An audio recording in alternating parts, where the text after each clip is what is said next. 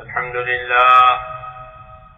لله نحمده ونستعينه ونستغفره ونؤمن به ونتوكل عليه ونعوذ بالله من شرور أنفسنا ومن سيئات أعمالنا من يهده الله فلا مضل له ومن يضلله فلا هادي له ونشهد أن لا إله إلا الله وحده لا شريك له ونشهد أن سيدنا محمدا عبده ورسوله صلى الله تعالى عليه وعلى آله وصحبه وبارك وسلم تسليما كثيرا كثيرا أما بعد فأعوذ بالله من الشيطان الرجيم بسم الله الرحمن الرحيم إن الذين قالوا ربنا الله ثم استقاموا تتنزل عليهم الملائكة ألا تخافوا ولا تحزنوا وابشروا بالجنة التي كنتم توعدون نحن أولياؤكم في الحياة الدنيا وفي الآخرة ولكم فيها ما تشتهي أنفسكم ولكم فيها ما تدعون نزلا من غفور رحيم ومن أحسن قولا ممن دعا إلى الله وعمل صالحا وقال إنني من المسلمين صدق الله العظيم. میرے پیارے بھائیوں، اللہ تعالیٰ آپ حضرات کی حاضری کو قبول فرمائے. یہ حاضری بڑی زبردست حاضری ہے. دین ایمان کے لیے اور عمل کرنے کے لیے اپنے آپ کو پیش کرنا یہ بہت ہی بڑی بات ہے. زندگی کے اصلی مقصد پر رہبری ہے یہ، اس لیے کہ زندگی جو اللہ تبارک و تعالیٰ کی طرف سے دی گئی ہے وہ اطاعت کرنے کے لیے دی گئی ہے. زندگی کیوں ملی ہے؟ کہ زندگی جینے کے لیے ملی ہے. اور جینا کیوں ہے؟ کہ جینا اطاعت کرنے کے لیے ہے، کہ ہم اللہ کی اطاعت کریں گے، اللہ کی بات مانیں گے، اللہ کی بات دنیا میں چلائیں گے، اللہ کی بات پر لوگ چلیں، اس کے لیے راستہ بنائیں گے. اس کے لیے آپ حضرات کی حاضری ہے، اس کے لیے آپ حضرات جمع ہوئے ہیں. وہ آسمانوں میں اس کا استقبال ہے، کیونکہ جب بندے اللہ کے نام پر اللہ کا پر جمع ہوتے ہیں تو فرشتوں کو بھی رشک آتا ہے، اور اللہ تعالیٰ بھی اپنی رحمت سے ان کی طرف متوجہ ہوتے ہیں اور ان کی مغفرت کرتے ہیں. تو یہ حاضری اس وقت کی جو ہے اس لیے ہے کہ اللہ کی اطاعت کرنی ہے، اور اللہ کی اطاعت کے لیے دنیا میں راستے بنانے ہیں. ایسے راستے بنے کہ آدمی اللہ تعالیٰ کو راضی کرتا ہوا اللہ تک پہنچ جائے. جی ہاں، راضی کرتا ہوا پہنچے. ہر ایک اللہ کی طرف پہنچنے والا ہے. یا ایھا الانسان انک کادح الی ربک قدحا فملاقیہ. یہ تو طے ہے کہ ہر آدمی اللہ کے پاس جائے گا. جیسے اللہ تعالیٰ نے ابتدا کی ہے ویسے اس کی انتہا بھی ہوگی. کما بدأنا اول خلق نعیدہ، یہ فرمایا کما بدأنا اول خلق نعیدہ، جیسے میں نے شروع میں تم کو پیدا کیا ہے دوبارہ بھی تم کو پیدا کر کے اپنے پاس حاضر کروں گا. یہ اللہ نے کہا، یہ فیصلہ ہو گیا ہے. اس لیے اللہ تک جانا ہے. تو کیسے جانا؟ کہ اللہ کے پاس ایسے جانا کہ اللہ تعالیٰ ہم سے خوش ہو. کوئی آدمی بادشاہ کے پاس اس لیے جائے کہ بادشاہ اس سے خوش ہے. ہاں، بادشاہ اس سے خوش ہیں، حاکم اس سے خوش ہیں، ایسے اس کے پاس جائے. یہ کام اس لیے ہے دین کی محنت کا اور دین کی دعوت کا کہ یہ کام اگر ہوا کہ سب سے پہلا پھل جو دیا جائے گا اللہ کی طرف سے وہ مغفرت کا ہوگا، کہ ان کی مغفرت کر دی جائے گی، ان کے گناہ معاف کر دی جائیں گے. پہلا پھل کام کا کہ مغفرت ہو جائے گی، گناہ تمہارے معاف کر دیں گے، اللہ تم سے خوش ہو جائے گا،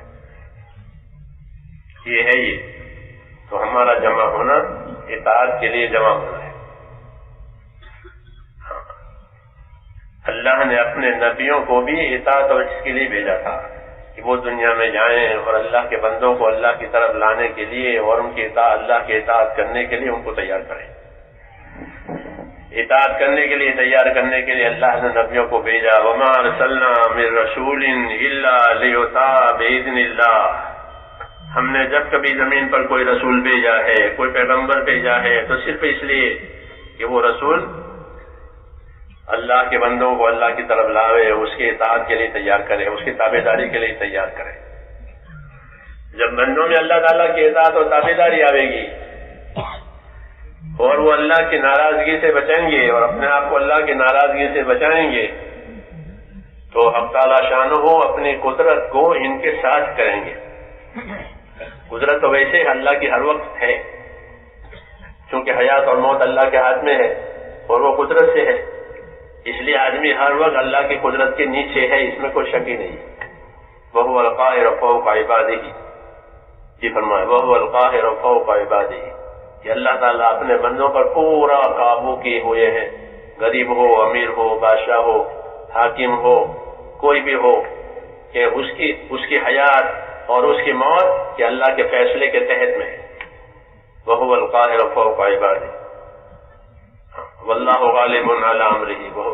تو اللہ تعالیٰ کی قدرت کے نیچے تو سب ہیں، حیات اور موت. ہم جس قدرت کی بات کر رہے ہیں وہ یہ ہے کہ جب اللہ تعالیٰ کی اطاعت زمین پر ہوگی تو اللہ تعالیٰ اپنی قدرت کو اس طرح ساتھ کریں گے کہ ان کے حالات کو بہتر بنائیں گے، ان کے حالات کو اپنی قدرت سے ٹھیک کریں گے. یہ بات یاد رکھنے کی ہے کہ اللہ نے حالات کو اپنے قبضے میں رکھا ہے. حالات اللہ کے قبضے میں ہے. نفع ہو، نقصان ہو، عزت ہو، ذلت ہو، پریشانی ہو، چین ہو، دشمنی ہو، محبت ہو، یہ حالات ہوتے ہیں آدمی پر، اچھے بھی اور ناگوار بھی. ان تمام حالات کا تعلق اللہ سے ہے، دنیا کی کسی چیز سے نہیں ہے. دنیا کی کوئی چیز ہمارے حالات کو بگاڑ بھی نہیں سکتی، بنا بھی نہیں سکتی، وہ ظاہر کرتی ہے. جو اسباب اللہ نے پیدا کیے ہیں وہ قدرت کو ظاہر کرنے کے لیے ہے. اصل تو کام قدرت کرے گی، وہ اسباب کے راستے سے ظاہر ہوگی. اصل روشنی تو اللہ سورج کو دیتا ہے اور سورج اس روشنی کو ظاہر کرتا ہے. جب اللہ چاہتے ہیں تو سورج کی روشنی کو کھینچ لیتے ہیں، سورج کالا ہو گیا اور گرہن ہو گیا یا سورج ڈوب گیا. جی ہاں، اس کے چلنے کی سورج کی مقداریں ہیں. تو سورج روشنی ظاہر کر رہا ہے، روشنی پیدا نہیں کرتا، روشنی تو اللہ پیدا کرتا ہے. اجالا اور اندھیرا کون پیدا کرتا ہے؟ کہ اللہ تعالیٰ پیدا کرتا ہے. خالق السماوات والارض وجعل الظلمات والنور، کہ اللہ تعالیٰ آسمانوں کا پیدا کرنے والا، زمینوں کا پیدا کرنے والا، روشنی کا پیدا کرنے والا، وہ اندھیرے کا پیدا کرنے والا. تو حالات یہ اللہ تعالیٰ کی طرف سے ہیں. حالات کو اللہ نے اپنے قبضے میں رکھا ہے، انسانوں کے قبضے میں نہیں دیا ہے. اس لیے مرنے کے حالات آ جائے مر جائے گا، مرنے کے حالات نہیں آئے تو زندہ رہے گا، کوئی مان نہیں سکتا. یہ سکھایا ہے کہ یاد رکھو کہ تمہارے حالات کا تعلق اللہ کی قدرت سے ہے. جب اللہ چاہیں گے تمہارے حالات بنائیں گے، یہ ہم سے کہا، اور جب نہیں چاہیں گے تمہارے حالات بگڑ جائیں. اس لیے اللہ سے صحیح حالات بنوانے ہیں اور پریشانیوں میں سے، مصیبتوں میں سے اپنے آپ کو نکالنا ہے. تو اس کا کیا راستہ ہے؟ کہ اس کا راستہ اطاعت کا راستہ ہے، کہ ہم اللہ تعالیٰ کی تابعداری کریں، اللہ کے سامنے اپنے آپ کو سچا بنائیں. سچا یعنی اللہ نے جو باتیں بتائی ہیں اسے سچ مانے، حق مانے کہ یہی حق ہے جو اللہ نے کہی ہے، اس کے خلاف کے سب باطل ہے. جو اللہ بتاوے، جو اللہ فرماوے وہ حق. اللہ معبود برحق ہے، وہی ایک عبادت کے لائق ہے اور کوئی عبادت کے لائق نہیں ہے. وہی حیات دیتا ہے، وہی موت دیتا ہے، وہی عزت دیتا ہے، وہ ذلت دیتا ہے. کہ اس کا یقین کرو. اور اس کا یقین کر کے پھر اپنا تعلق اللہ تعالیٰ سے صحیح کرو. یہ بتایا اپنا تعلق اللہ تعالیٰ سے صحیح کرو. جب لوگ اپنا تعلق اللہ تعالیٰ سے صحیح کریں گے تو اللہ تعالیٰ ان کے حالات کو ٹھیک کریں گے. جناب رسول اللہ صلی اللہ علیہ وسلم نے فرمایا من اصلح ما بینہ و بین اللہ اصلح اللہ ما بینہ و بین خلقہ، کہ جب لوگ اپنا اور خدا کا معاملہ ٹھیک کر لیں گے اور اللہ کو ناراض کرنے سے اپنے آپ کو بچائیں گے اور جو حکم و ذمہ داری اللہ نے دی ہے وہ پورا کرتے رہیں گے تو اللہ تعالیٰ ان کے جتنے حالات مخلوق سے متعلق ہیں وہ سب ٹھیک کر دیں گے. اوپر سے معاملہ ٹھیک ہو گیا کہ نیچے کے معاملے ٹھیک ہو جائیں گے. جیسے اوپر سے سورج نکل آیا پورے اس میں روشنی ہو جائے گی، ہاں نہیں تو اندھیر ہو جائے گا. تو اصل مسئلہ اوپر سے ہے، اللہ سے ہے. یہ ہمارا ایمان ہے اور یہی ایمان ہمیں سیکھنا ہے کہ سارا مسئلے کا تعلق اوپر سے اللہ تعالیٰ سے ہے. یہ ہمارے دلوں میں رچ جاوے کہ نیچے سے ہمارا کوئی تعلق نہیں، نیچے کی کوئی چیز ہمارا نہیں بناوے گا. ہمارا حال کون بناوے گا؟ کہ ہمارا حال اللہ بناوے گا. جو ہمیں حیات دیتا ہے وہ ہمارا حال بناوے گا، جو ہمیں موت دیتا ہے وہ ہمارا حال بناوے گا. حیات اور موت اللہ کی قدرت کی دو بڑی دلیلیں ہیں. حیات اور موت، جلانا اور مارنا، زندگی دینا اور موت دینا اللہ کے سوا کوئی نہیں دے سکتا. تو جس طرح حیات اور موت اللہ تعالیٰ کے سوا کوئی دے نہیں سکتا، ایسے ہی زندگی کے حالات وہ بھی اللہ بنائے گا، اللہ کے سوا کوئی بنا نہیں سکتا. اس کا یقین کرنا ہے. اس یقین میں سب سے بڑا چین ہے. ہاں زیادہ چین جو ملے گا وہ اسی سے ملے گا کہ ہمارا اللہ کے قبضے میں ہے. جو اللہ کرے گا وہ صحیح کرے گا، جو اللہ کرے گا وہ حکمت سے کرے گا. تو اللہ تعالیٰ کے حالات بنانے کا جو ضابطہ ہے اور قاعدہ ہے وہ اللہ تبارک و تعالیٰ کی اطاعت ہے. اس کو رسول صلی اللہ علیہ وسلم نے سمجھایا تھا مدینہ منورہ والوں کو، اور یہ فرمایا تھا من اصلح ما بینہ و بین اللہ اصلح اللہ ما بینہ و بین خلقہ، کہ جو لوگ اپنا اور خدا کا معاملہ ٹھیک کر لیں گے تو اللہ تعالیٰ ان کا نیچے والا معاملہ ٹھیک کر دیں گے. اور جو اللہ تعالیٰ سے اپنا تعلق بگاڑیں گے کہ پھر دنیا کی کوئی شکل جو ہے وہ ان کے حالات کو نہیں بناوے گی. کیونکہ دنیا کی کسی شکل میں بھی اللہ تعالیٰ نے کامیابیاں رکھی نہیں ہے. کامیابیاں رکھی نہیں ہے کسی شکل میں بھی. ہر شکل، ہر سبب اللہ تعالیٰ کے سامنے ایسے ہیں جیسے خالی برتن رکھے ہوئے ہوں. خالی برتن رکھے ہوئے ہیں، چائے کی خالی پیالیاں رکھی ہوئی ہیں، تو وہ کیا کرے گی کہ وہ تو خالی ہے. اب ڈالنے والا جو اس میں ڈالے گا اس سے وہ بھر جائے گی. اگر کوئی اس میں چھاچھ ڈالے تو وہ چائے کی پیالیاں چھاچھ سے بھر جائے گی. اگر کوئی اس میں دودھ ڈالے تو اس سے بھر جائے گی، پانی ڈالے تو پانی سے بھر جائے گی. وہ خالی ہے. ایسے زمین کی تمام چیزیں، چاہے وہ سونا ہو، وہ چاندی ہو، دوائیں ہو، زمینیں ہو، سب کہ وہ اللہ کی قدرت کے سامنے، اللہ کے فیصلے کے سامنے خالی برتنوں کی طرح منہ کھولے ہوئے ہیں. اگر اللہ اس میں کامیابی اور خیر ڈالیں گے تو کامیابی اور خیر ظاہر ہوگی، اور اگر نہیں ڈالی تو نہیں. دوسری بات یہ ہے کہ دنیا کے ہر سبب کو دو رخا بنایا ہے. دو رخ، نفع کا بھی رخ ہے، اس میں نقصان کا بھی رخ ہے. اور قبضہ ہے نہیں کہ دوا تندرستی بھی دے سکتی ہے، اور دوا ریلیشن بھی کر سکتی ہے. دونوں کر سکتے ہیں، کیونکہ دوا میں دونوں روپ رکھے گئے ہیں. دوا تندرستی کی مالک نہیں ہے، دوا تندرستی کی خالق نہیں ہے. تندرستی کا خالق اور مالک کون ہے؟ کہ اللہ ہے. اس لیے دوا دو روپ پر ہے. کبھی نفع ہوگا دوا سے، کیوں کہ اللہ تعالیٰ کو منظور ہے کہ اس کو دوا سے نفع دے. علماء نے لکھا ہے کہ جب دوا بدن میں جاتی ہے اور شفا منظور نہیں ہے اوپر سے، تو فرشتہ آڑ کر دیتا ہے. وہ درد تک جاتی ہی نہیں، اس لیے درد اپنی جگہ پر ہے. ہاں درد اپنی جگہ پر ہے. وہ دوا گئی اور اس نے کوئی کام نہیں کیا، آپریشن فیل ہو گیا. کیوں آڑ کر دی گئی ہے؟ اندر نظام ہے اللہ تعالیٰ کا، بدن میں اللہ تعالیٰ کا نظام ہے. کیسے نظام ہے؟ کہ دیکھو دوا پیٹ میں جاتی ہے، کہ گھٹنوں میں درد ہے اور گھٹنوں کے درد کی دوا کھائی ہے تو دوا تو پیٹ میں گئی اور اس کا اثر گھٹنے میں جاتا ہے. گولی پیٹ میں جاتی ہے اور داڑھ درد کر رہی ہے تو اثر اوپر داڑھ میں آئے گا. سر درد کر رہا ہے اور دوا کھائی ہے تو دوا کا اثر سر تک جاتا ہے، حالانکہ دوا سر میں نہیں گئی ہے، دوا پیٹ میں گئی ہے. دوا معدے میں جاتی ہے اور اثر وہاں جاتا ہے جہاں درد ہے.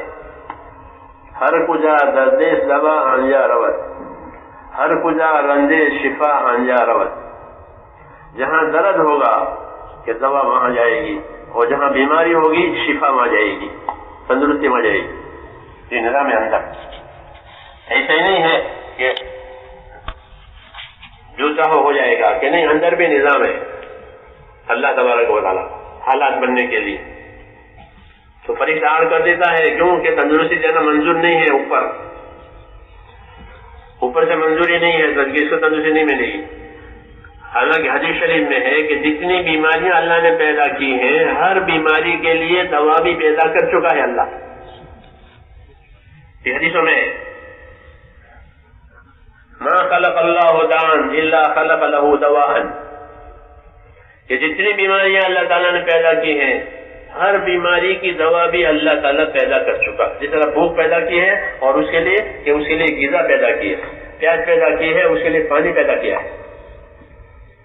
ایسے جتنی بیماریاں پیدا کر چکے ہیں اس کی دوا پیدا ہو چکی.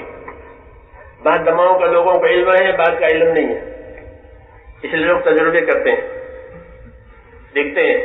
ورنہ دوا بھی پیدا ہو چکی اور بیماری پیدا ہو چکی، اندھیرا بھی پیدا ہو چکا، اجالے پیدا، ایک دوسرے کا توڑ ہے. ایک دوسرے کا توڑ، کہ اندھیرا پیدا کیا ہے کہ اجالا بھی پیدا کیا. جی ہاں، دنیا میں ایسا اللہ تعالیٰ نے نظام بنایا، اندر بھی باہر بھی. وَمِن كُلِّ شَيْءٍ خَلَقْنَا زَوْجَيْنِ لَعَلَّكُمْ تَذَكَّرُونَ، یہ فرمایا. وَمِن كُلِّ شَيْءٍ خَلَقْنَا زَوْجَيْنِ لَعَلَّكُمْ تَذَكَّرُونَ، ہم نے ہر چیز کا جوڑ پیدا کیا ہے، دھیان کرنا. یہ کہا ہر چیز کا جوڑ پیدا کیا ہے، ایک جوڑا ہے اس کا. دشمنی بھی ہے، محبت بھی ہے، چین بھی ہے، بے چینی بھی ہے، راحت بھی ہے، تکلیف بھی ہے، بھوک بھی ہے، پیاس بھی ہے. جی ہاں، گرمی بھی ہے، سردی بھی ہے، ہر چیز کا جوڑ بنایا. یہ دھیان کرنا اللہ تعالیٰ کہتے ہیں وَمِن كُلِّ شَيْءٍ خَلَقْنَا زَوْجَيْنِ لَعَلَّكُمْ تَذَكَّرُونَ. اس کا دھیان کرو. یہ کس نے پیدا کیا؟ اللہ نے پیدا کیا ہے. اس لیے یہ اس بات کی دلیل ہے کہ سارا نظام صرف اللہ تعالیٰ کے ہاتھ میں ہے. یہی ہمارا ایمان ہے. الا الی اللہ تصیر الامور، خبردار اس بات کو یاد رکھو کہ تمام امور کا انجام اور نتیجہ کہ وہ اللہ کی طرف وہیں سے آئے گا. ابتدا بھی وہیں سے ہے اور انتہا بھی وہیں سے ہے. مفتی اور معید یہ اللہ تعالیٰ کی ذات ہے.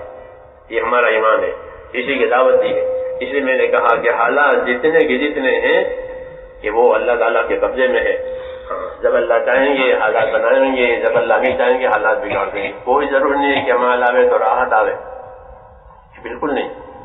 کہ مال آوے کہ بلا بھی آوے. بعض مرتبہ مال ہی بلا کا ذریعہ بن جائے. مال کی وجہ سے بلا آئی، مال کی وجہ سے مصیبت آئی. حالانکہ مال اٹھایا تھا، مال حاصل کیا تھا راحت کے لیے، کام بنانے کے لیے، اور اسی کی وجہ سے، اسی مال کی وجہ سے مصیبت آ گئی.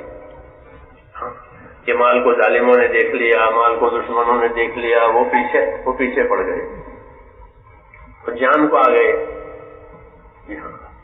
جان کو آ گئے. تو مالوں کے ذریعے سے بچاؤ نہیں ہوگا. بچاؤ کون کرے گا؟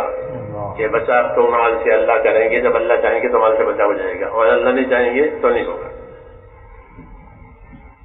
میرے ایک دوست ہیں، ڈاکٹر ہیں رگوں والے، تو وہ جاتے ہیں لوگوں کے یہاں وزٹ کے لیے، علاج کے لیے. تو کہا کہ میرا ایک مریض تھا، ایک بیمار، اس کے یہاں جاتا تھا، وہ بہت مالدار تھا. ایک دن میں گیا تو وہ ہے ہی نہیں. کہاں گیا میں؟ ان کا علاج بہت مالدار. معلوم ہوا کہ انہیں ظالموں نے پکڑ لیا اور لے گئے.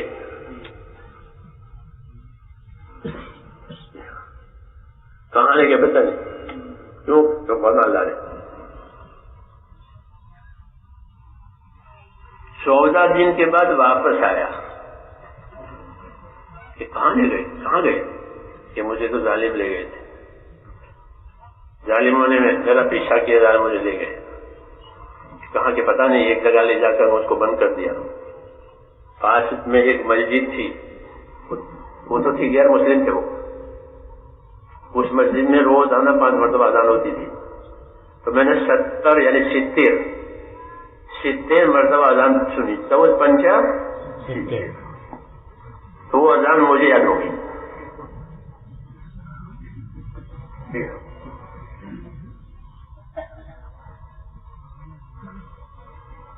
تو مال ہے، مال کی وجہ سے راحت کے اسباب ہیں، کچھ نہیں، اللہ کو منظور نہیں کہ مال کی وجہ سے بھلائی. پھر بعد میں وہ مر گئے. وہ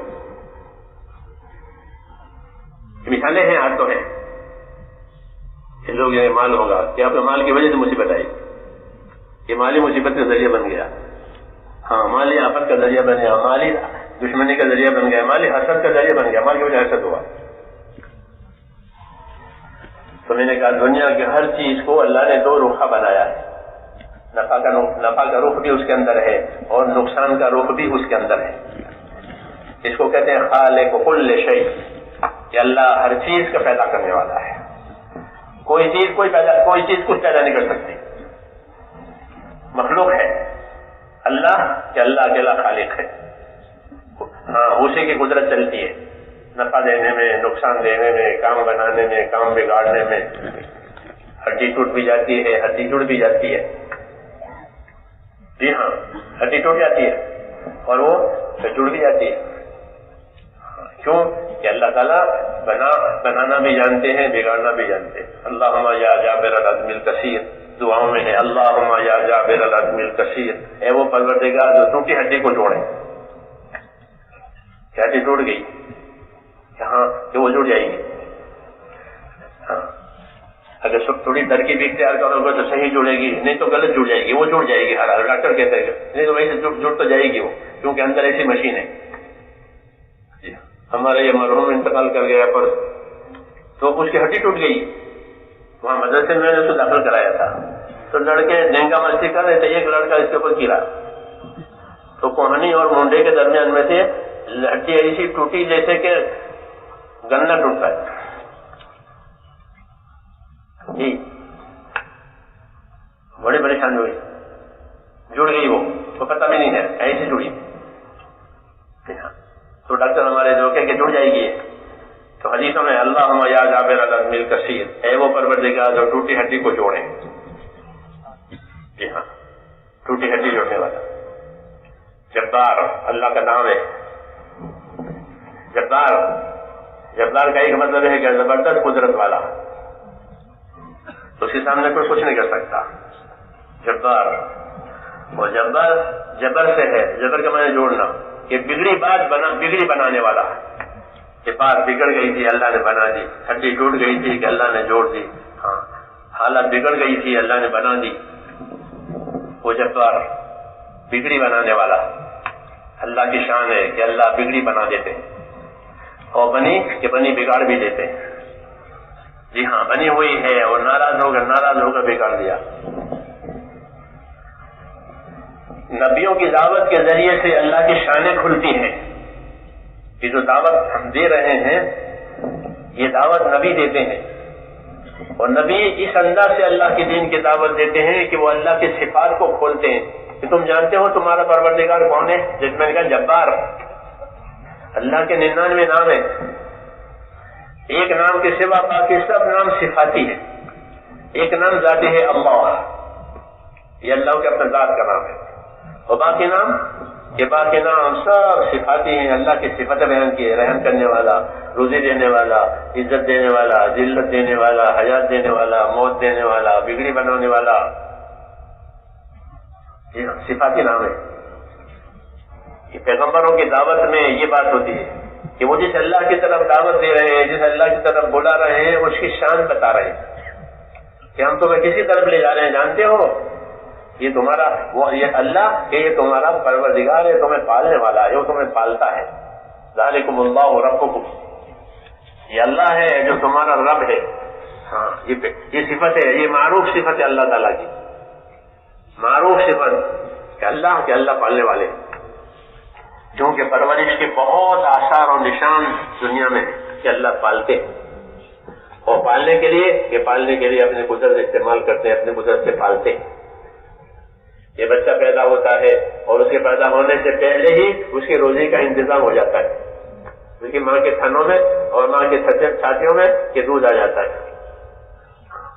اگر بچہ شروع میں کمزور ہے تو دودھ بھی ایسا ہلکا آتا ہے، ہاں ہلکا دودھ آتا ہے، اور جو اس کی وہ بڑھتی ہے، طاقت بڑھتی ہے، وہ دودھ بھی گاڑھا ہونے ہوا جاتا ہے۔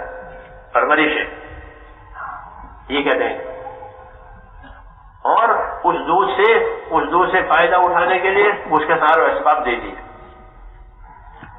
یہ قدرت ہے پالنے کی بات کر رہا ہوں، اپنی پرورش کا نظام بنایا۔ الم نجعل له عینین ولسانا وشفتین وہدیناہ النجدین، کیا میں نے اس انسان کی دو آنکھیں نہیں بنائی؟ اللہ کہتے ہیں میں نے اس انسان کی دو آنکھیں نہیں بنائی، میں نے اس کے دو ہونٹ نہیں بنائے، میں نے اس کی زبان نہیں بنائی، 5 چیزیں بتائی۔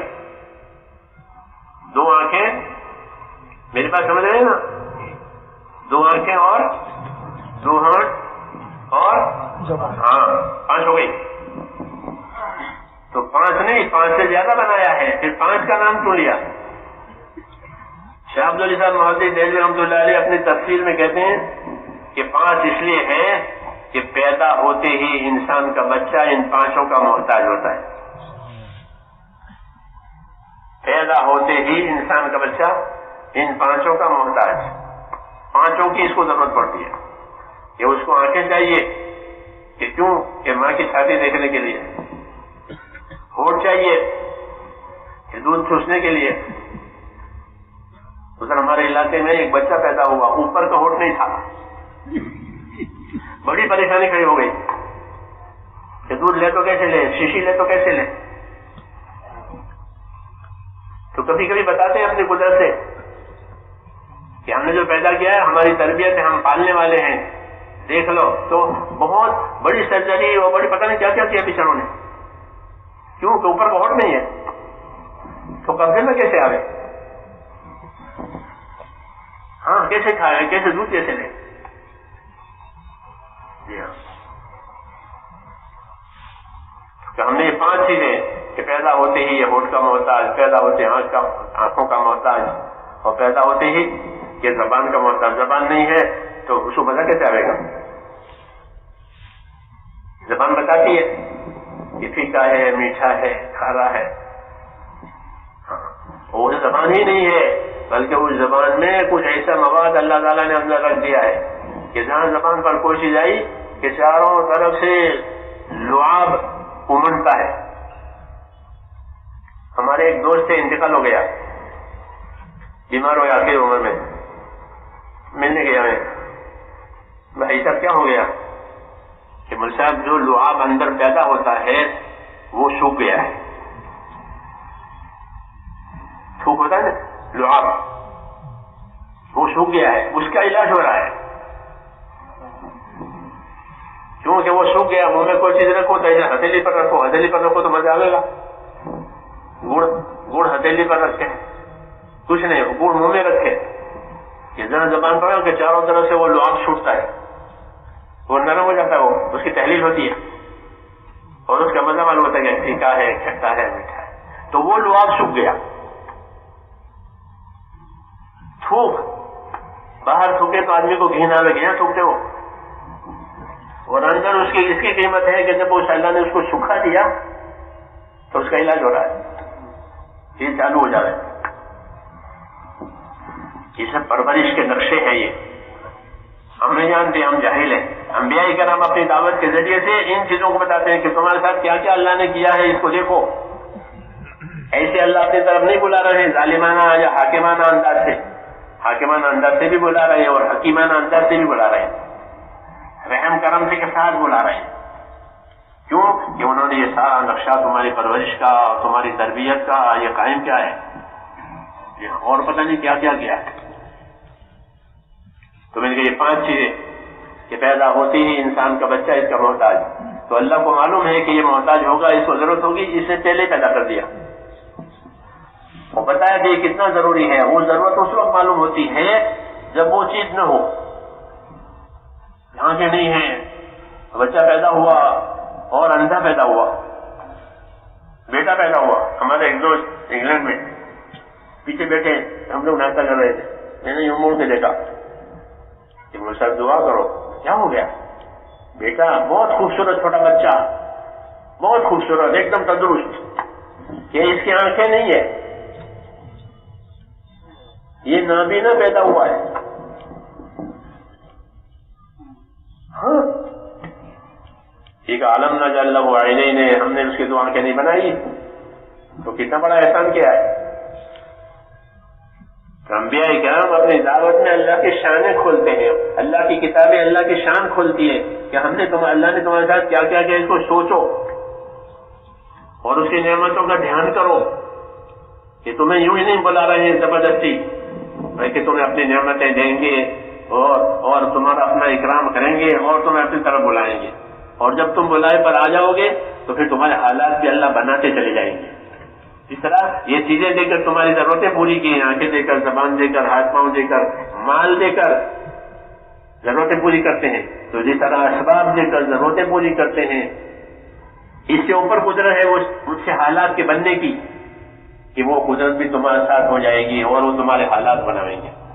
جب اللہ تعالیٰ راضی ہو جائیں گے تو دنیا کے حالات بھی بنیں گے, اور قبر کے حالات بھی بنیں گے, اور آخرت کے حالات بھی بنیں گے. یہ بڑی بات ہے. اس لیے حضور صلی اللہ علیہ وسلم یہ بات فرمائی تھی. کیا بات فرمائی تھی؟ کہ بس اللہ سے معاملہ صحیح کر لو, پھر اللہ تعالیٰ کے سارے معاملے میں تمہاری کفایت کرے گا, تمہاری ضرورت پوری کرے گا, تمہارے حالات بناوے گا. نہیں تو دنیا کی کوئی چیز تمہارے حالات نہیں بناوے گی. اس میں اللہ نے دونوں رخ رکھے ہیں, نفع نقصان دونوں. جب چاہیں گے نقصان ظاہر کر دیں گے, جب چاہیں نفع ظاہر کریں گے. اس لیے اللہ تعالیٰ کو چھوڑ کر کے کسی اور چیز پر لگنا, اللہ فرماتے ہیں یہ دھوکے کا سودا ہے, دھوکا ہے. دھوکا یعنی بناوٹ. سونا ہے نہیں, اس کو سونا بتایا, وہ خرید لیا, ہاں پھر بعد میں دھوکا کھلا کہ مجھے تو بڑا دھوکا ہوا, بڑا میرے ساتھ دغا ہوا. تو اللہ نے فرمایا سارے دنیا کے جتنے اسباب ہیں یہ سب دھوکے کا سامان ہے. وما الحیات الدنیا الا متاع الغرور, یہ سارا کہ دھوکے کا سامان ہے. تو دھوکے کا سامان کب ہے؟ جب اللہ سے تعلق نہیں ہوگا تب. اللہ سے کٹ کر کے ان پر جڑا ہوا ہے, ہاں کہ یہ دھوکے کا سامان ہے. اس سے وہ حال نہیں آئے گا جو تو چاہتا ہے, اس سے وہ حال آئے گا جو اللہ چاہے گا. اس لیے حالات حسرت کے, نقصانوں کے حالات آتے ہیں, کیونکہ حالات تو اللہ کے قبضے میں اور یہ حالات سے کٹا ہوا ہے. اس لیے اللہ تعالیٰ نے اپنی کتاب میں ان لوگوں کے حالات ذکر کیے ہیں جنہوں نے اللہ سے کٹ کر کے کام کیا ہے دنیا میں. اللہ سے اپنے آپ کو کاٹ لیا, اللہ سے کوئی تعلق نہیں, اور مال سے تعلق. تو قارون نے مال جمع کیا اور مالدار بنا اور ایماندار نہیں بنا. جی ہاں, مالدار بننا گناہ نہیں ہے, مالدار بننا گناہ نہیں ہے. مال تو اللہ نے ہمارے لیے پیدا کیا ہے. فرشتے تو مال استعمال نہیں کرتے, جانور مال استعمال نہیں کرتے. تو کون استعمال کرتا؟ ہم استعمال کرتے کہ تمہارے لیے پیدا کیا ہے. تو اللہ تعالیٰ تو ہمارے لیے مال پیدا کر چکا, سونا اور چاندی اور تیل اور کیا کیا. تو اس لیے مالدار ہونا گناہ نہیں ہے. نبیوں کی دعوت ہے کہ جس طرح مالدار بنتے ہو ایماندار بنو, ایمان والے بنو, اللہ سے تعلق والے بنو. ہاں اللہ کا حق سے پہچاننے والے بنو، پھر اللہ جن جن کا حق بتاوے ان کا حق ادا کرنے والے بنو. تو پھر مال کہ مال تمہارے لیے اللہ کی نعمت ہے، اللہ کا انعام ہے. عمرو بن عاص مشہور صحابی ہیں حضور صلی اللہ علیہ وسلم کے، بہت سمجھدار تھے، لیڈر قسم کے آدمی تھے. ہاں عرب کے لیڈر چند لوگوں کے ہاتھ میں تھے، ان میں سے ایک ہی تھے. وہ ایمان لائے،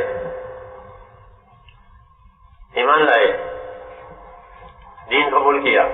ایک دفعہ حضور صلی اللہ علیہ وسلم کو بلایا، پیغام بھیجا کہ تم تیار ہو کر آ جاؤ، میں تمہیں اللہ کے راستے میں بھیجنے والا ہوں، تیار ہو کر آ جاؤ. تو وہ تیار ہو کر آ گئے. فرمایا میں تمہیں اللہ کے راستے میں بھیجوں گا، اور اللہ کے راستے میں تمہارا جانا ایسا ہوگا کہ انشاءاللہ جاؤ گے، کام ہوگا، صحیح سلامت آؤ گے، اور تمہیں اس سفر میں مال بھی ملے گا. یہ بشارت دی. انہوں نے عرض کیا یا رسول اللہ، میں ایمان لایا ہوں اللہ کے لیے، میں نے ہجرت کی ہے اللہ کے لیے، مجھے مال مطلوب نہیں ہے.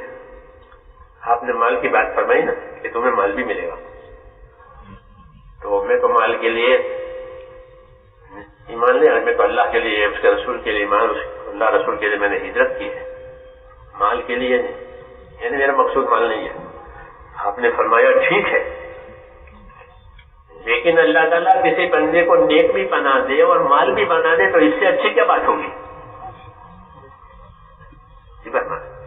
نعم مال صالح لرجل صالح، حدیث شریف کے الفاظ یہ کہ نعم مال صالح لرجل صالح، یہ کتنی اچھی بات ہے کہ آدمی بھی اچھا ہے، اللہ کا پابند ہے، اور اللہ نے مال بھی اس کو اچھا دے دیا ہے، تو کتنی اچھی بات ہے. نور علی نور. تو میں نے کہا کہ مالداری سے ہم کو اختلاف نہیں ہے،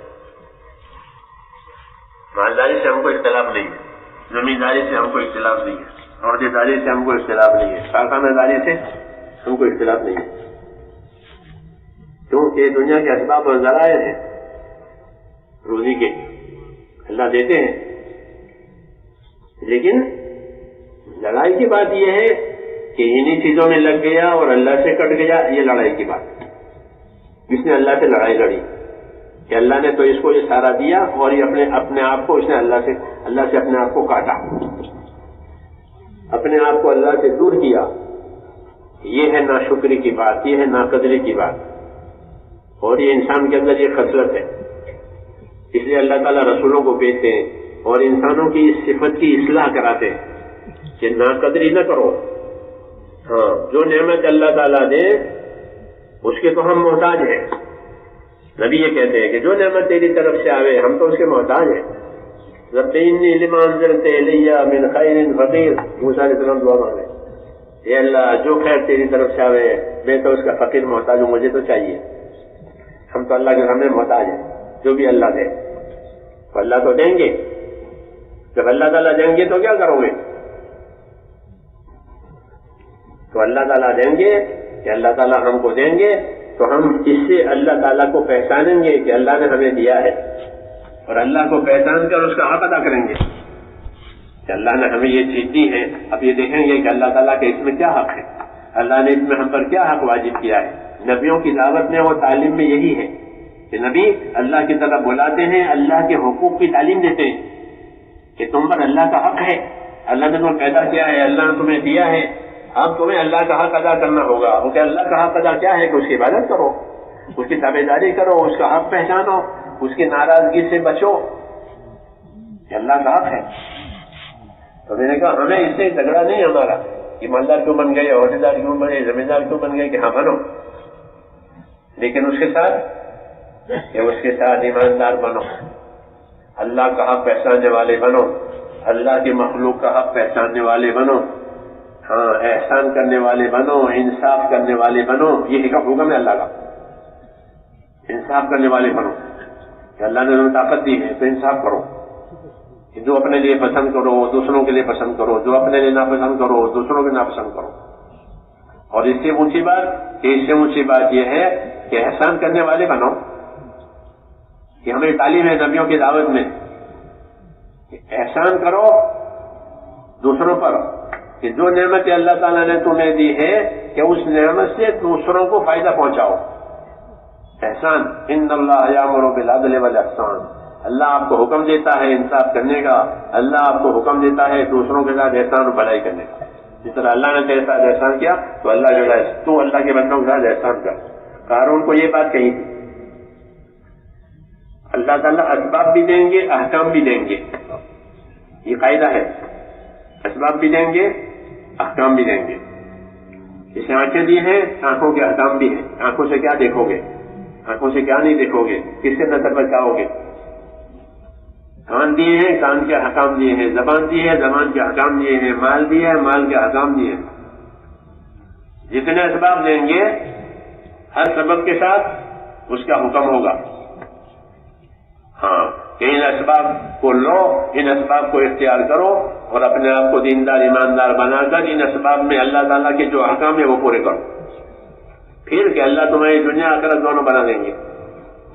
ہاں دونوں بنائیں گے اسباب دے کر کے، بشرطے کہ اس کے ساتھ اللہ تعالیٰ کے احکام. لیکن آدمی کی کمزوری یہ ہے کہ جب اس کے پاس دنیا کے اسباب آتے ہیں وہ اللہ کو بھول جاتا ہے سب سے پہلے. یہ اس کے اندر کمی ہے بڑی کہ وہ نعمت کو دیکھتا ہے، نعمت دینے والے کو نہیں دیکھتا کہ مجھے یہ چیز مجھے کس نے دی ہے.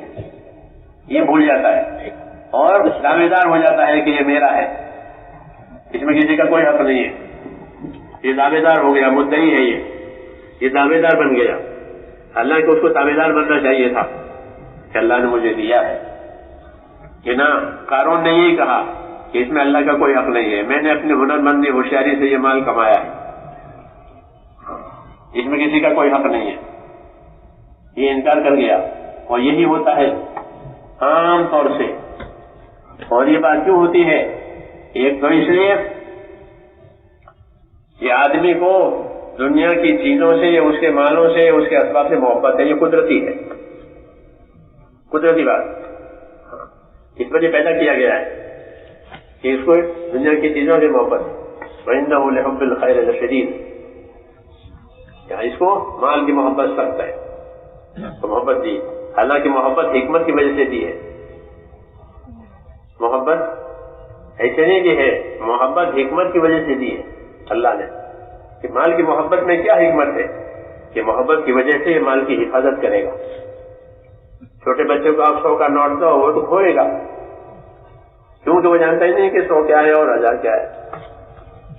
تو سونے کی انگوٹھی کھیلے گا پھر کھوئے گا، حفاظت نہیں کر سکتا کیونکہ ابھی اس میں وہ بات آئی نہیں ہے. تو مال کی محبت جو ہے وہ مال کی حفاظت کے لیے دی ہے. مال کی محبت اللہ کے نافرمانی کے لیے نہیں دی ہے. حدیثوں میں ہے نہا رسول صلی اللہ علیہ وسلم عن المال،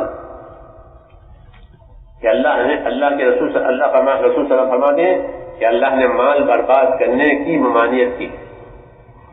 مال کی حفاظت کرو، مال کی حفاظت کرو. تو مال کی محبت اس لیے دی ہے کہ وہ اس کی حفاظت کرے. جی ہاں، یہ حکمت ہے. اگر یہ حفاظت نہیں کرے گا تو ضائع ہو جائے گا. پھر جو اس کے حاجتوں کا تعلق مال سے وہ پوری نہیں ہوگی، برباد کر دیا.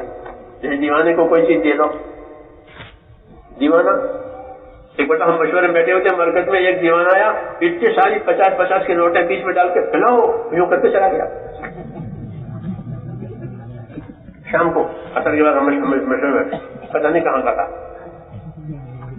یوں کرتے لو اور ڈال کے چلا گیا.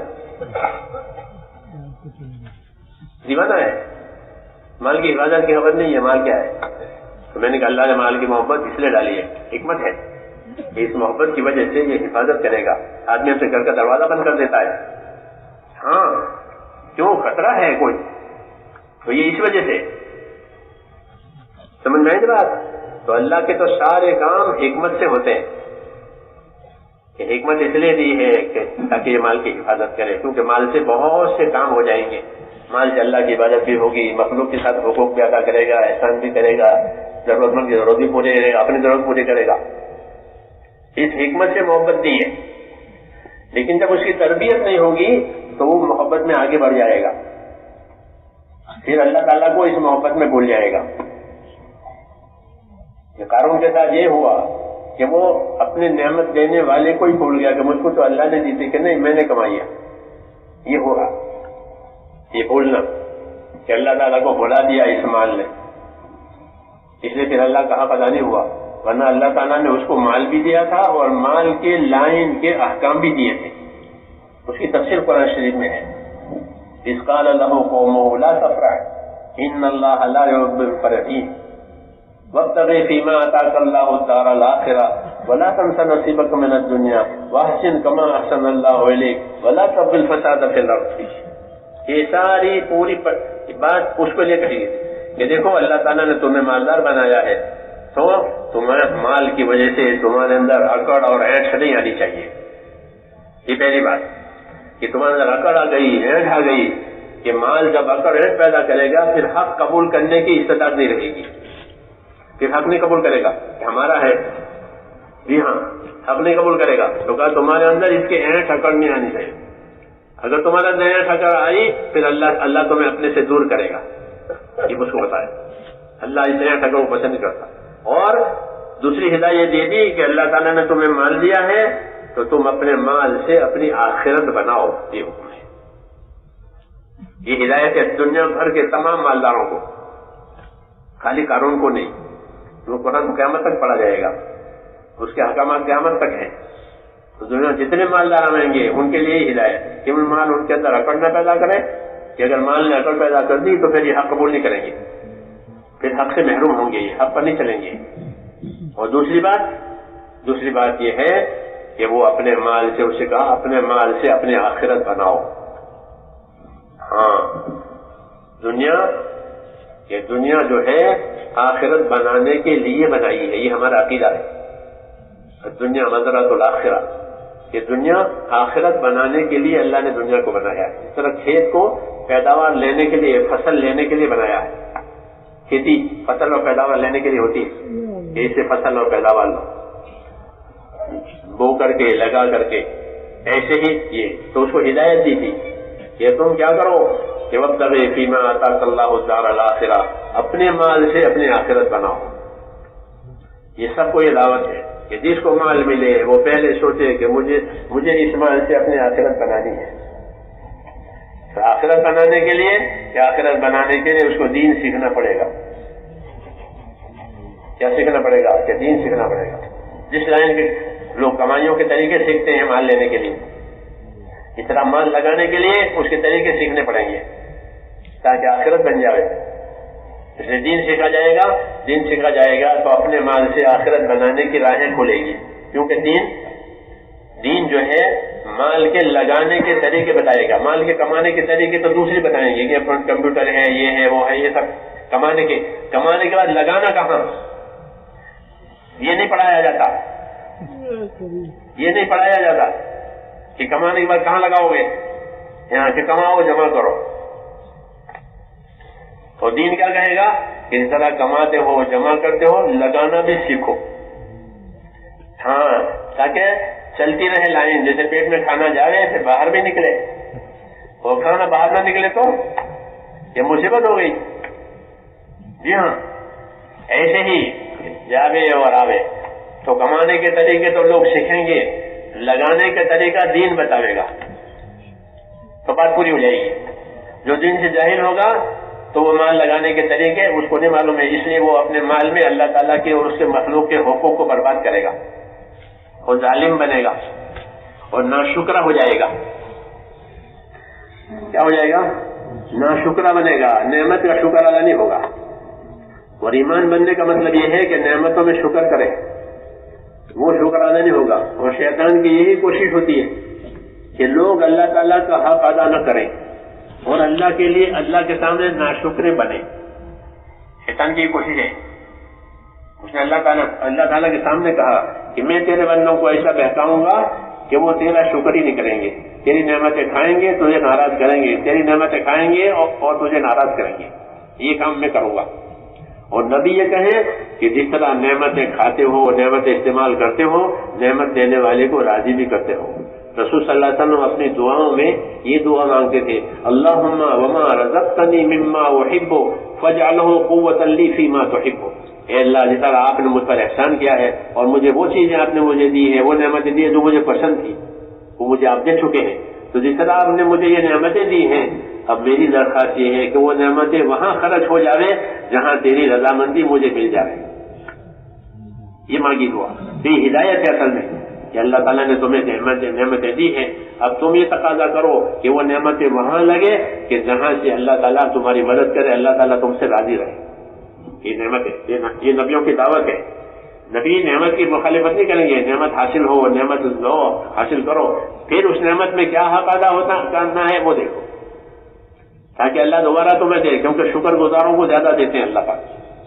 تو قارون کو یہ بات کہی تھی کہ تو اپنے آخرت بنا لے، ہاں، اور اپنا حصہ مت بھول جا، ورنہ اپنا حصہ بھول جاتا ہے، جمع کرتا ہے اپنا حصہ بھول جاتا ہے، پھر چھوڑ کے چلا جائے گا. تو یہ نہ ہو، پچھتاوا ہوگا کہ مال چھوٹ گیا، مال رہ گیا، اسباب چھوٹ گئے، اسباب رہ گئے اور مجھے اس سے کوئی فائدہ نہیں ہوا، تو حسرت کے ساتھ جائے گا، پچھتاوے کے ساتھ. تو یہ نہ ہو، بلکہ تم اپنے مال سے اپنے آخرت بنا لو. وابتغ فیما آتاک اللہ الدار الآخرہ ولا تنسى نصیبک من الدنیا. اپنا حصہ مت بھولنا، سب کے حصے بناتے ہیں، اپنا حصہ بھول جاتا ہے. تو اپنی دنیا سے اپنا دین بنانا، یہ دعوت ہے نبیوں کی. اپنی دنیا سے اپنا دین بناؤ. دنیا بری نہیں ہے، لیکن دنیا سے بے دینی حاصل ہو یہ بری بات. دنیا سے بے دینی نہیں حاصل ہونی چاہیے. ہاں، اس لیے نبیوں نے آ کر کے اس کے ضابطے قاعدے بتائے کہ جب اللہ تعالیٰ تمہیں دے تو تم کیا کرو گے، کہ تم اللہ تعالیٰ کا حق ادا کرنے والے بنو. بس پھر اس نعمت میں کمی کا اندیشہ نہ کرو، یہ نعمتیں اور آئے گی. حضرت بلال رضی اللہ تعالیٰ عنہ کو حضور صلی اللہ علیہ وسلم نے ذمہ دار بنایا تھا اپنے مہمانوں کا. حضور کے جو مہمان آتے تھے، سرکاری مہمان، وہ سرکاری مہمان ہوتے تھے، حضور صلی اللہ علیہ وسلم کے سرکاری مہمان آتے، تو ان کا ذمہ دار بنایا تھا کہ ان کی دیکھ بھال کرو، ان کی خدمت، ان کی ضرورت، وہ ذمہ دار تھے. جی، تو ایک دفعہ دیکھا کہ ان کے پاس بہت جمع ہوا ہے کھجور، کہ بلال یہ کیوں جمع کر رکھا؟ کیا صاحب کل کی حاجت ہوگی، کل پتہ نہیں کیا پہ ضرورت پیش آوے، آئندہ کیا ضرورت پیش آوے، اس کے لیے میں نے اس کو جمع کر کے رکھ رکھا ہے. کہ نہیں بلال، خرچ کر دو، خرچ کرو، اور اللہ بہت بڑا پروردگار ہے، اس کی طرف سے کمی کا خطرہ نہ رکھو. یہ فرمایا انفق یا بلال ولا تخش من ذی العرش اقلالا. یہ حدیث ہے میں، بلال خرچ کر دو اللہ کے نام پر، اللہ کام پر، اس کی طرف سے کمی کا خطرہ نہ کرو. کیونکہ اللہ نے فیصلہ کیا ہے کہ جو تم خرچ کر دو گے ہم اس کا بدل چکا دیں گے. اس لوگ پیمنٹ کرتے ہیں کہ تم جو خرچ کرو گے ہم اس کا بدل تمہیں چکاتے رہیں گے. یہ دعوت نبی صلی اللہ علیہ وسلم، جو اللہ کی شان ایسی ہے کہ وَمَا أَنفَقْتُم مِّن شَيْءٍ فَهُوَ يُخْلِفُهُ. جو تم ہمارے نام کام پر لگاؤ گے کہ وہ تو ہم تمہیں چکاتے رہیں گے. ہمارے ایک ساتھی پرانے بولے مجھ تو بہت کمزور ہو گئے، تو وہ ہمیں وہ کہتے تھے ہم کو کہ دیکھو اللہ کے نام پر جو مال خرچ ہوگا اسے کمانا نہیں پڑے گا، وہ اللہ دے دے گا. یقین کہتے کہ اللہ پہ لگایا ہے نا کہ میرا کمانا نہیں پڑے گا، وہ تو اللہ دے دے گا. کیوں تم نے اللہ پہ لگایا ہے تو اللہ اپنے ذمہ نہیں رکھتے. میرا نام پر لگایا ہے، میرے کام پر لگایا ہے تو میں اسے دے دوں گا، اور اپنی طرف سے زیادہ دیں گے. ہاں، حساب سے بھی دیتے ہیں اور بے حساب بھی دیتے ہیں، دونوں کونٹر ہے. حساب سے بھی دیں گے کیونکہ انصاف کرنا پڑ جائے تو اللہ بھی انصاف کرنے تو حساب سے بھی دیں گے، اور بے حساب بھی دیں گے. دونوں ہیں اللہ کے ہاں. اس لیے حضور نے بلال سے فرمایا بلال کمی کا خطرہ نہ کرو. وہاں تو بے حساب دینے کا معاملہ بھی ہے کہ بے حساب دیں گے، بے موسم دیں گے. جی ہاں، حضرت مریم علیہ السلام کے پاس پھل آتے تھے، عیسیٰ علیہ السلام کی والدہ، اور ان کے لیے الگ کمرہ تھا، بند تھا، وہاں کوئی جا نہیں سکتا تھا. حضرت علیہ السلام کی تربیت میں تھی وہ اپنے خالہ کے پاس، وہی جا سکتے تھے. خیر خبر تو جب ایک دفعہ گئے تو وہاں تو پھل رکھے ہوئے، اور وہ پھل بازار میں ہے ہی نہیں، موسم میں ہی نہیں ہے. کہ مریم یہ کہاں سے؟ مریم نے کہا کہ اللہ کی طرف سے ہے، بغیر کوئی موسم اس کا نہیں ہے. پھر کیسے آ گیا؟ تو کہا واللہ یرزق من یشاء بغیر حساب. اللہ جس کو چاہے بغیر حساب کے دے، کوئی موسم بھی نہیں، کچھ نہیں، یہ قدرت سے ہے. تو اللہ تعالیٰ کے دین کے طریقے ہیں، یہ نبی یہ سکھاتے کہ اللہ تمہیں حساب سے بھی دیں گے اور بے حساب بھی دیں گے. ہاں، اس لیے بلال سے کہا خرچ کرو اور عرش عظیم کا پروردگار ہے اللہ، اس کے در میں کمی کا خطرہ نہ کرو، وہ دیتا ہی رہے گا اپنے کرم سے. تو قارون کو یہ دیا ہدایت دی تھی، اس نے وہ ہدایت مانی نہیں اور اپنا تعلق اللہ سے کاٹ کر کے مال سے جوڑا. بس یہی اللہ کے ناراض ہونے کا سبب ہوا. اور موسیٰ علیہ السلام کی جو دعوت تعلیم تھی اس کی پرواہ نہیں کہ موسیٰ علیہ السلام کیا تعلیم دے رہے ہیں، کیا سکھا رہے ہیں، کیا دعوت دے رہے ہیں، کچھ نہیں. اس لیے اللہ تعالیٰ نے اس کو اس مال میں نامراد بنایا ہے اور ساری دنیا کے لیے نمونہ ہو گیا کہ تو اللہ سے کٹ کر مال میں لگے گا اور اللہ کا حق ادا نہیں ہوگا، پھر اللہ اس مال میں اسے نامراد بنائیں گے. کیونکہ مال کامیاب نہیں کرتا، مال ناکام بھی نہیں کرتا، مال تو خالی برتن ہے، اس میں جو چیز اللہ ڈالیں گے وہ ہوگا. تو دنیا کی ہر شکل کا یہ حال ہے کہ جو حال اللہ اس میں ڈالیں گے وہ حال آئے گا. مال ہو، زمین ہو، ہر چیز. کہ ہتھیار ہے تو حفاظت ہوگی، کہ کوئی ضرور نہیں کہ ہتھیار ہو تو حفاظت ہو، اور ہتھیار نہیں ہے تو حفاظت نہیں ہوگی کہ اللہ حفاظت کرنے والے اپنی قدرت سے حفاظت کرتے. اور جب قدرت نہیں خود ساتھ نہیں دیتی تو ہتھیار بھی حفاظت نہیں کرتے. جی ہاں، اس لیے میرے دوستوں ہماری پہلی بات ہے اللہ کہ ایک اللہ کرنے والے ہیں، اس لیے اللہ تعالیٰ سے تعلق جوڑو، یہ دعوت ہے. اور پھر اللہ اپنے شان کے لحاظ سے کہ بڑے ہیں، جو اللہ تمہارے ساتھ معاملہ کریں گے وہ بڑا معاملہ ہوگا، وہ دیں گے وہ بڑی چیز دیں گے، مدد کریں گے وہ بڑی مدد ہوگی. چنانچہ اللہ نے اپنے رسولوں کی مدد کی ہے اور بڑی مددیں کی ہیں. ہاں، بڑی مدد، اور اسباب نہیں ہے، کمی ہے، اسباب کی کمی میں بڑی بڑی مددیں ہوئی ہیں. اس کے قصے ہم روزانہ سنتے ہیں. تو نبیوں کے ذریعے سے اللہ تعالیٰ نے یہ بات کھولی ہے کہ زمین پر اللہ تعالیٰ کی اطاعت ہوگی. ہاں، یہ زمین اسی لیے بنی ہے کہ یہاں اللہ کے اطاعت. ان ارضی واسعۃ فإیایا فاعبدون، میری زمین بہت کشادہ ہے، اللہ کہتے ہیں اس میں میری عبادت ہوگی. ہاں، اسی لیے بنی ہے کہ یہاں اللہ کی عبادت. آدم علیہ السلام کو زمین پر بسانے کا یہی مقصد تھا کہ زمین پر آدم علیہ السلام کو اس لیے بتایا تھا کہ یہ زمین پر آباد ہو کر اللہ کے حکم کو پورا کریں گے اور اللہ کے حکموں کو پورا کرائیں گے. ہاں، باقی آدم علیہ السلام کی ضرورت کی ساری چیزیں تو اللہ تعالیٰ کہتے ہیں وہ میں نے پہلے ہی پیدا کر دی. حدیثوں میں 6 دن میں اللہ نے سارے کائنات کو بنایا، زمین آسمان اور زمین آسمان کی سب چیزیں 6 دن میں بنائی. 7واں دن ہفتے کا باقی تھا، جمعہ کا دن.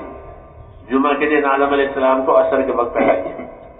تو آدم علیہ السلام کی ضرورت کی جتنی چیزیں تھیں وہ سب 6 دن میں بنا دی. آخر میں آدم علیہ السلام کو بنایا. جس طرح مکان بن جاتا ہے نا، سب چیزیں فٹنگ وٹنگ سب ہو گیا، اب یہ چابی لو رہو، ایسے سارا بنا دیا. اور پھر آدم علیہ السلام کو زمین پر اتارا اور زمین میں اتار کے یہ کہا کہ آپ کو زمین پر اس لیے اتارا گیا ہے کہ اب آپ کے پاس ہمارے احکام آئیں گے، ہمارا دین آئے گا، ہمارے حکم آئیں گے، اسے آپ کو پورا کرنا ہے. جو ان حکموں کو پورا کرے گا وہ کامیاب ہوگا، جو ان حکموں کو پورا نہیں کرے گا کہ وہ نامراد بنے گا. یہ دستور بتا دیا. تو یہ تو ہمارا پہلا سبق ہے کہ ہماری آبادی زمین پر اس لیے ہوئی ہے کہ ہم اللہ کے حکم کو پورا کرنے والے ہیں، حکم کو پورا کرنے والے، عبادت کرنے والے، اللہ کے حکموں کو زندہ کرنے والے. یہ تو ہمارے وجود کا سب سے بڑی غرض، سب سے بڑا مقصود ہے. یہ پہلا سبق ہے آدم علیہ السلام کے ذریعے سے. پھر اس سبق کو اللہ تعالیٰ نے نبیوں کے ذریعے سے چلایا. نوح علیہ السلام آئے 1000 سال کے بعد، انہوں نے یہی سبق یاد کرایا. پھر ان کے جانے کے بعد پھر لوگوں نے وہ سبق بھلا دیا. پھر حود علیہ السلام آئے، پھر انہوں نے وہ یاد کرایا. پھر صالح علیہ السلام آئے، انہوں نے وہ یاد کرایا. شعیب علیہ السلام آئے، انہوں نے یاد کرایا. تو یہ یاد کراتے چلے گئے. ابراہیم علیہ السلام آئے، انہوں نے یاد کرایا. آخر میں رسول صلی اللہ علیہ وسلم آئے، انہوں نے یہی سبق یاد کرایا کہ ایک اللہ ہے، اس کی عبادت کرنی ہے، اس کے حکموں کو پورا کرنا ہے. آپ کو اللہ تعالیٰ نے پورا دین دیا کہ اور کسی چیز کی ضرورت نہیں، یہ پورا دین ہے. ہر کام کے لیے دین دیا، ہر کام کے لیے. ہمارا کوئی کام بغیر دین کے نہیں ہوگا. یہ حضور صلی اللہ علیہ وسلم کی تعلیم ہے. ہم اپنے ہر کام میں اپنے دین کو دیکھیں گے. اس لیے مسلمان دنیا دار نہیں ہوتا، مسلمان دیندار ہوتا ہے. لوگ آسانی سے کہتے ہیں ہم تو دنیا دار ہیں، کہ نہیں، دنیا دار ہم نہیں ہیں، ہم تو دیندار ہیں. ہماری دنیا دین بنانے کے لیے دی ہے. دنیا کیوں دی ہے؟ کہ دنیا دین بنانے کے لیے آپ کو دی ہے. جیسے کپڑا پہننے کے لیے دیا ہے، اناج بونے کے لیے دیا ہے. جی ہاں، تو ہماری دنیا دین بنانے کے لیے دی ہے اللہ نے. اس لیے ہم دیندار ہیں، ہم اپنی دنیا سے دین بنائیں گے. یہ دعوت ہے، یہ تعلیم ہے. جیسے قارون سے کہا گیا اپنے مال سے آخرت بنا لو، وہی بات ہماری ہے کہ ہم اپنی دنیا سے، اپنی دنیا کی حفاظت کریں گے، اپنی دنیا کو ترقی بھی دیں گے، لیکن یہ دنیا کی حفاظت اور ترقی دین کے لیے ہوگی. یہ ہماری دعوت ہے رسول صلی اللہ علیہ وسلم کی کہ اپنی دنیا سے دین بناؤ. جب اپنی دنیا سے دین بنایا جائے گا کہ اللہ دنیا اور آخرت کے حالات ٹھیک کر دیں گے. حالات کا صحیح ہونا اللہ کے قبضے میں ہے، اور جب زمین پر اللہ تعالیٰ کی اطاعت اور تابعداری ہوگی کہ اللہ تعالیٰ حالات صحیح کریں گے، رحمت کے حالات ہوں گے. اطیعوا اللہ واطیعوا الرسول لعلکم ترحمون. اطاعت کرو اللہ کی، اطاعت کرو اس کے رسول کی تاکہ تم پر رحم ہو جاوے. تو رحمت کے حالات آئیں گے دین آنے سے. اور دین اٹھ گیا تو کہ دین اٹھ گیا تو پھر اللہ دنیا کو لوگوں پر تنگ کریں گے. ہاں ان کی دنیا ان پر تنگ ہو جائے گی. ہاں ان کا پورا بھی نہیں ہوگا، یہ کسی کی مدد بھی نہیں کریں گے اور یہ لڑتے ہی رہیں گے. تنگ ہو گئی، یہ کیا کہ ہمیں تنگ کر دیں گے، ان کی حاجتیں بڑھا دیں گے، ان کی ضرورتیں بڑھا دیں گے اور دنیا ان پر تنگ ہو جائے گی. اس لیے ان کے پاس فرصت بھی نہیں ہوگی اور ان کا کام بھی نہیں پورا ہوگا. ہاں وقت بھی نہیں ہے اور کام بھی نہیں پورا ہوتا، دنیا تنگ کرتی ہے. یہ کرتے ہیں اللہ تعالیٰ. اصل کام کے لیے آدمی نہیں متوجہ ہوا، اس کی دنیا تنگ کر دی جائے گی. اب اس کا کام نہیں بنے گا. لوگ کہتے ہیں ہم تو بہت بیجی ہیں، بیجی تو بیجی ہی رہتے ہیں، ان لوگ بیجی ہوتے ہی نہیں. ہاں بڑے بڑے 24 گھنٹے کماتے ہیں اور ان کا پورا نہیں ہوتا، وہ قرضدار ہوتے ہیں. جی ہاں یہ اس لیے ہے کہ ان کی حاجتیں بڑھا دی گئی ہے، اس لیے وہ مشغول رہتے ہیں. بس یہ سزا ہے کس کی کہ مقصد میں مشغول نہ ہونے کی. تفرغ لعبادتی املا صدقۃ غنا واسد فقرک، حدیث شریف ہے. تفرغ لعبادتی، اللہ بندوں سے کہ میری عبادت کے لیے فارغ ہو جاؤ، ہم تمہارے دلوں کو غنی کر دیں گے. آدمی کا دل فقیر ہو جاتا ہے، جسے فقیر ہوتے مانگتے رہتے ہیں ساری عمر. فقیر ہوتے ہیں تو انہوں نے اپنے آپ کو فقیر بنایا، مانگنے والا. اللہ انہیں مانگنے والا ہی رکھتے ہیں. حدیثوں میں ہے کہ جو مانگنے کا دروازہ کھولے گا اللہ اوپر محتاجی کا دروازہ کھولے گا. تو ان کی محتاجی ختم نہیں ہوتی، وہ مانگتے ہی رہتے ہیں. حالانکہ ان پر مال ہوتا ہے، جن کے پاس مال ہے. جب میں سفر کرتا ٹرین میں تو چھوٹی چھوٹی بچیاں مانگ رہی ہیں، کچھ بجا رہی مانگ رہی. تو پڑھا لکھا آدمی تھا تو مجھ سے کہنا یہ جو مانگتے ہیں آپ جانتے ہو ان کا ایوریج کیا ہے؟ تو ان کا 500 کا ایوریج روز کا ہے. مانگ مانگ کے 500 روپے کا، پھر بھی فقیر، کیونکہ ان کا دل فقیر ہو گیا ہے. جی ہاں ان کے پاس پیسے ہوتے. مکہ مکرمہ میں ایک مرتبہ جب ساتھی نے 100 کا نوٹ تھا، ریال 100 تو کھلے بند 10 کی کھلی. تو ایک دکان والے کے پاس گئے کہ باللہ ہے کہ اللہ کے لیے یہ 100 کا نوٹ ہے، اس کے 10 دیجیے. اچھا آدمی تھا دکان والا، اس نے معذرت کی کہ میرے پاس تو ہے نہیں. اس نے کیا کہا ہمارے حالی صاحب سے کیا روح حیدر مساکین، یہ جو فقیر مانگ رہے ہیں ان کے پاس جائیے، یہ ابھی کھولے دے دیں گے.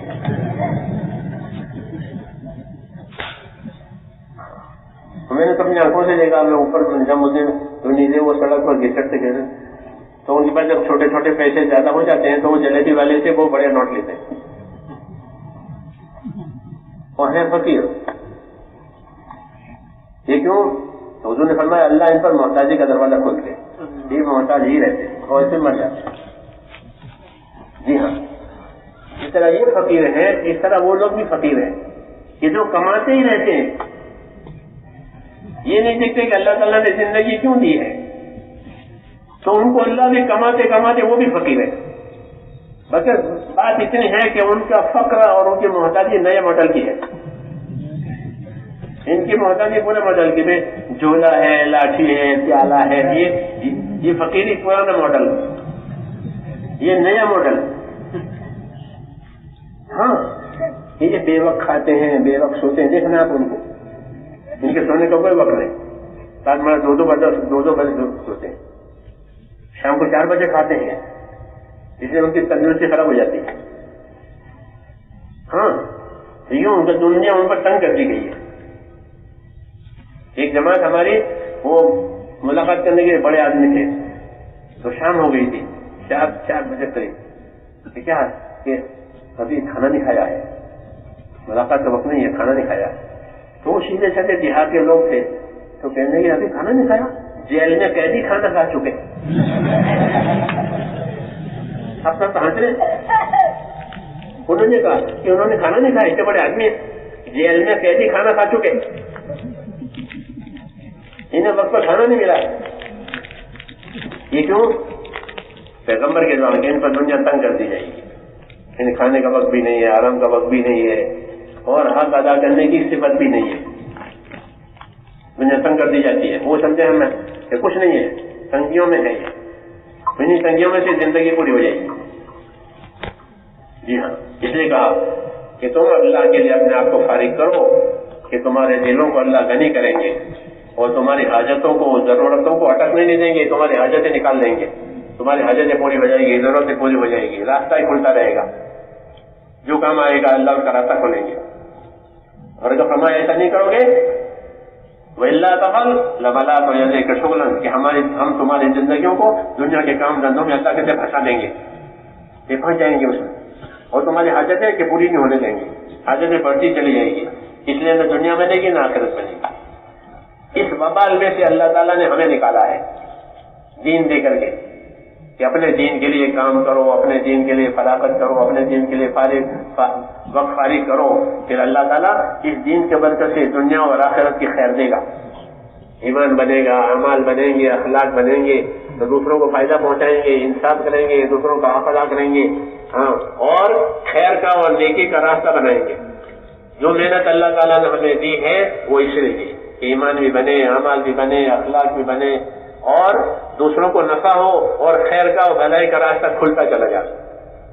اس لیے جو لوگ اس محنت کرائیں گے ان کے ذریعے سے اللہ خیر کے راستے کھولیں گے، بھلائی کے راستے کھولیں گے، لوگ حق ادا کرنے والے بنیں گے، اور لوگ سمجھیں گے کہ ہمارے مالوں میں، ہماری زندگیوں میں دوسروں کا بھی حق ہے، اللہ کا بھی حق ہے. پھر وہ اللہ کا حق ادا کر کے فارغ ہوں گے، پھر مخلوق کا حق ادا کر کے اللہ تعالیٰ کے انعامات لیں گے. تو جو راستہ حضور صلی اللہ علیہ وسلم کے ذریعے سے میرے دوستوں ہمیں دیا ہے وہ اللہ تعالیٰ کے انعام اکرام کا راستہ ہے. اس ذریعے سے اللہ اپنے بندوں کا انعام اکرام کریں گے اور اپنی شان سے کریں گے. اس لیے حکم دیا ہے کہ اپنے دین پر قائم رہو، اپنے دین پر قائم رہو، کیونکہ دنیا حالات کا گھر ہے، یہاں حالات آتے ہیں. تو ان حالات میں کیا کرنا چاہیے کہ ان حالات میں اپنے دین پر قائم رہنا چاہیے. حالات گزر جائیں گے، دین پر قائم رہو. ہاں، اور قائم رہنے کا طریقہ پوچھو. جیسے ہماری عبادتیں نماز ہے، روزہ ہے، حج ہے، ان کا جو حساب ہے وہ چاند کا حساب ہے. دنیا والوں کا حساب الگ ہے، ہمارا حساب الگ ہے. ہم چاند دیکھ کر روزہ رکھیں گے، سردی ہو، گرمی ہو، بارش ہو. چاند دیکھ کر حج ہوگا، سردی ہو، گرمی ہو، کچھ بھی ہو. اس طرح نمازوں کے اوقات بھی موسموں کے حساب سے کہ گرمی کا موسم ہے چھٹیاں، ہاں یہ گرمی ویکیشن ہے، یہ سردی ویکیشن ہے، چھٹیاں. کہ ہمارا ایسا نہیں ہوگا. ہم تو ہر حال میں، ہر موسم میں اللہ کا حکم پورا کریں گے. کیوں کہ موسم تو گزر جائیں گے، اور جو حکم پورا ہوا اس کا ثواب اور اجر باقی رہے گا. جیسے رمضان لمبے دن کا رمضان آ گیا تو بھی روزہ رکھیں گے، چھوٹے دن کا آئے تو بھی رکھ لیں گے. ہاں، ہمارا حساب یہ ہے عبادت کا حساب کہ ہم حالت کے حساب سے عبادت نہیں کرتے، حکم کے حساب سے کرتے. مولانا یوسف صاحب فرماتے تھے ہماری عبادتوں کا نظام قمری ہے کہ حالات کے حساب سے نہیں کریں گے، حکم کے حساب سے کریں گے. کہ چاند ہوا کہ ہاں روزہ رکھو، کہ بہت گرمی ہے کہ تب بھی، بہت سردی ہے کہ تب بھی، بہت بارش ہے تب بھی. چاند ہو گیا کہ روزہ رکھو، چاند ہو گیا کہ عید کرو. جی ہاں، یہ اوپر سے. تو ہمارا عبادتوں کا سارا نظام یہ ہے کہ ہم حالات کے حساب سے نہیں چلتے، ہم تو حکم کے حساب سے چلتے. اس لیے اللہ تعالیٰ ان کو حالات کا بھی انعام دے گا، حکم کا بھی انعام دے گا. کہ سردی کا بھی انعام دے گا اور سردی میں وضو کیا ہے اس کا بھی انعام دیں گے. گرمی کا بھی انعام دے گا، گرمی میں روزہ رکھے ہیں تو گرمی کا بھی انعام ہے، روزے کا بھی انعام ہے.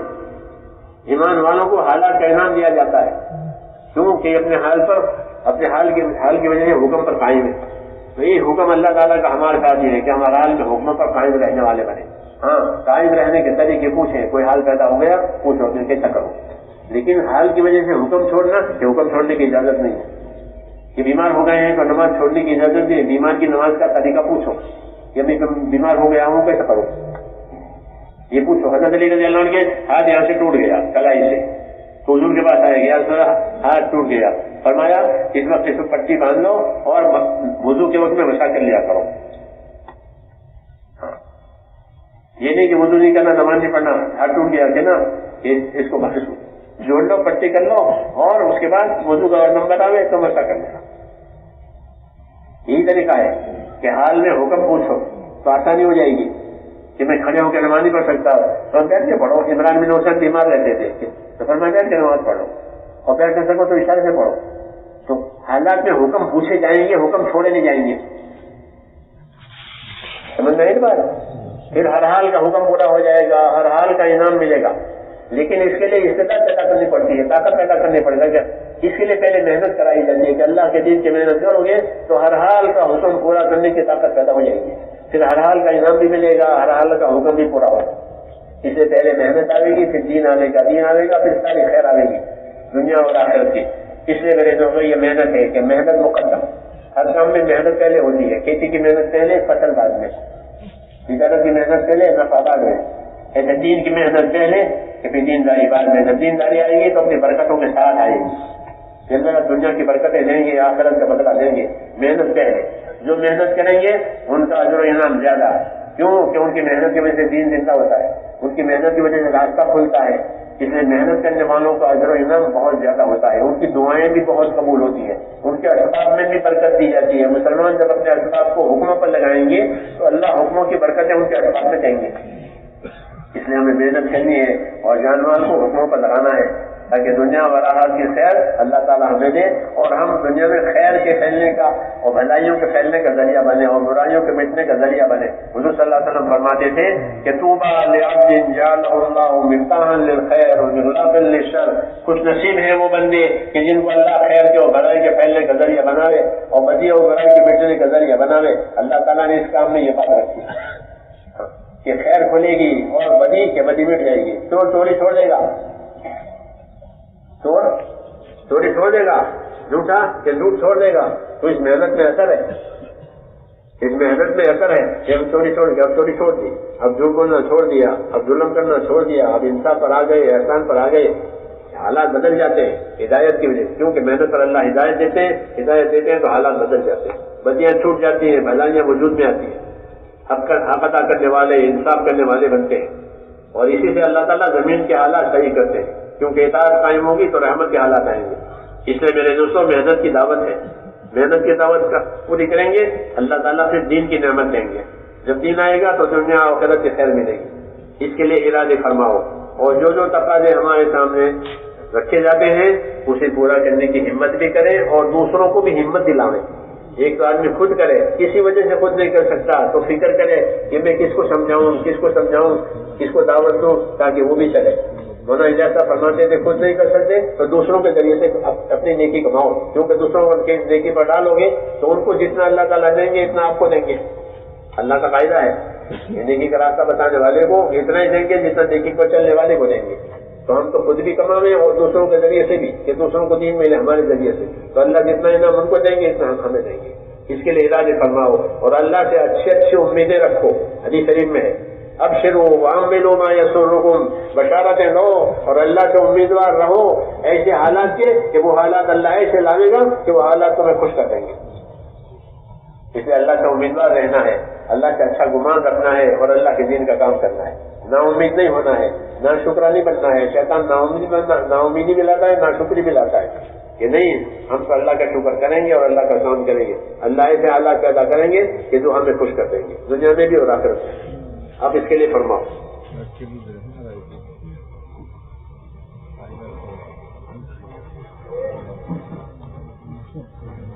تسلی سے بیٹھے یہ حق ہے اس مجلس کا. قربانی دینی ہے حالات حکموں پر اپنی جان مال لگانی ہے اللہ کا کام کرنا ہے. ہر گھر سے ہر فرد کے ذمہ ہے یہ جس کو مننا ہے اس کو کرنا ہے بس.